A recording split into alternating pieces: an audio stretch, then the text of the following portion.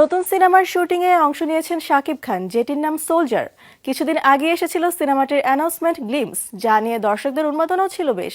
শুক্রবার সকালে শাকিব খানকে দেখা গেল অচেনা এক রূপে, যা নিয়ে ভক্তদের মধ্যে তৈরি হয়েছে নতুন করে উন্মাদনা। সামাজিক মাধ্যমে সোলজারের নতুন পোস্টার প্রকাশ করেন শাকিব খান নিজেই। সঙ্গে একটি বার্তা দিয়ে লেখেন, your soldier at your service, অর্থাৎ আপনার সৈনিক আপনার সেবায়।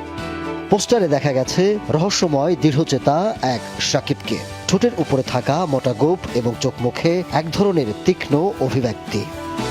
সব মিলিয়ে লুকটি চিরচেনা শাকিব খানের থেকে আলাদা, তাই ছবিটি নিয়ে ভক্তদের মাঝে দেখা গেছে উন্মাদনা। তারকা থেকে শুরু করে সাধারণ ভক্ত অনুরাগীরা সবাই করছেন উচ্ছ্বাস প্রকাশ। দেশপ্রেমের অন্য এক গল্প নিয়ে নির্মিত হচ্ছে সিনেমাটি, জানান নির্মাতা সাকিব ফাহাদ। আমরা আমাদের বেস্ট এফোর্ট দিচ্ছি যাতে গল্পটাকে ঠিকমতো আপনাদের কাছে পৌঁছাতে পারি।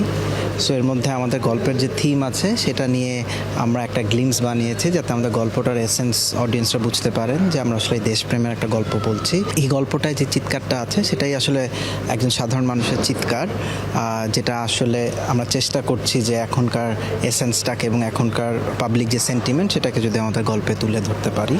সোলজারে শাকিব খানের বিপরীতে অভিনয় করছেন তানজিদ দিশা। এছাড়াও রয়েছেন তারিক আনাম খান, তৌকির আহমেদ, এবিএম সুমন, জান্নাতুল ফেরদৌস ঐশী, রাকিব আফসার সহ অনেকেই। সব ঠিক থাকলে ডিসেম্বরে মুক্তি পাবে সিনেমাটি। Ahmed Tauquir, showbiz tonight.